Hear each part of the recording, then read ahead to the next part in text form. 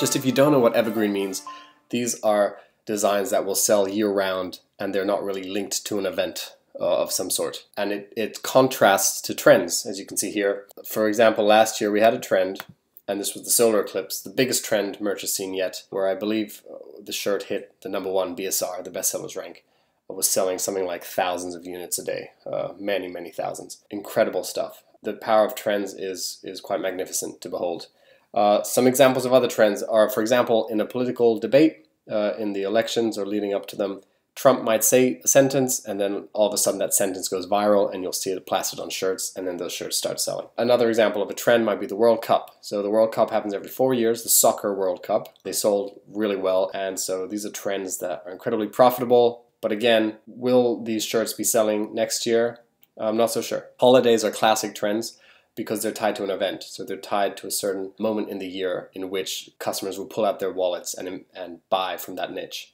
But the cool thing is you can dip into holidays and trends with evergreen ideas. For example, if you know that the market loves fishing, enter a holiday like St. Patrick's or Valentine's and make a shirt design that links fishing to that holiday. So all of a sudden you're intersecting, and so you're benefiting from the wave and you're benefiting from the rising tide that a holiday brings while not really compromising your portfolio by being completely trend dependent. Okay, so what is our strategy here? What is my strategy in particular when I approach this? And it's going to differ based on a few things. It will differ based on your goals. What are your goals with Merch by Amazon?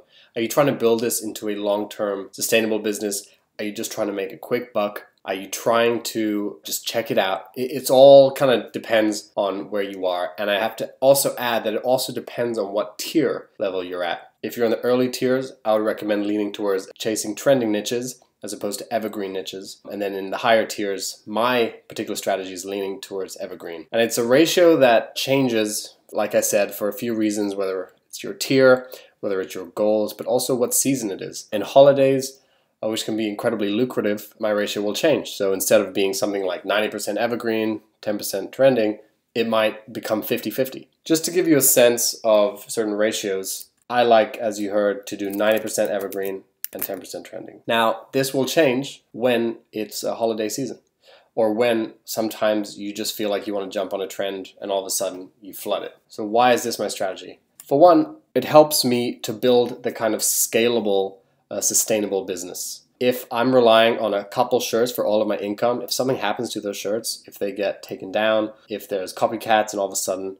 or better designs in the market or cheaper designs in the market and it gets flooded, all these things could happen, and then if you have all your eggs in one basket, it won't work out in the long term, or it's just, let's say, it's more risk. So it also depends on what amount of risk tolerance you have. Now, another reason I keep this ratio is because the strategy I'm going for is targeting not very competitive niches, repeating that process across thousands of designs. So if I can get a design selling, once or twice a month across thousands of different shirts, then all of a sudden I have a substantial, potentially 5-figure business. I've had days where I've sold hundreds of shirts and I've made over $1,000, and then another day I made over $1,500, and then I nearly made $2,000 in a day. But this is with trending shirts. And so it's basically, while that sounds incredibly appealing, it's just not very sustainable and it doesn't tap into longevity. And now if you're even more long-term and you just want to flip the merch business, which means you want to build it up to a place where it starts to earn you a few $1,000s a month, then you can sell it, for 60, 70K plus a year. The valuation of your company is dependent on a few factors, and one of them is the portfolio.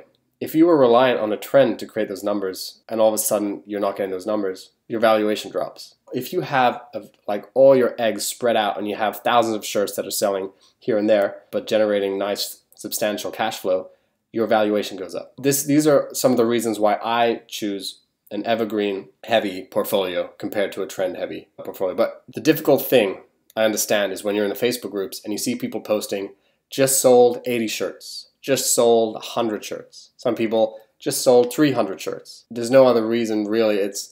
They're going for the trending shirts. And while it sucks to not be in that position, and you can do things to try to put yourself in that position, I think it's wise, at least in my case, it's probably wise in the longer term to just stick with the evergreen strategy and create a nice sustainable cash flow. And if you have the slots, why not jump into trending niches? So the whole goal with the evergreen, you have enough slots to implement the strategy.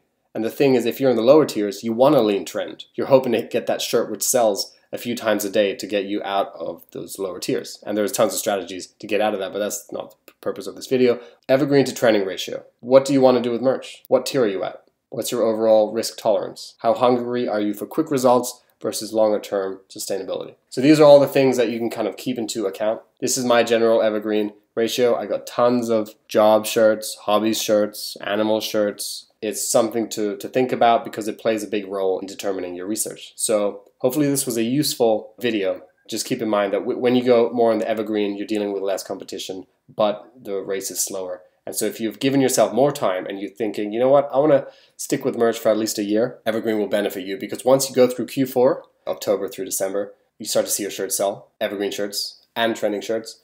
Once they go through Q4 cycles, you basically last longer in the merch for Amazon space, because especially if you keep them fairly competitively priced, you're going to get some reviews. And reviewed shirts are very valuable because they're much more likely to sell. So hopefully this was a useful video to you, and talk soon.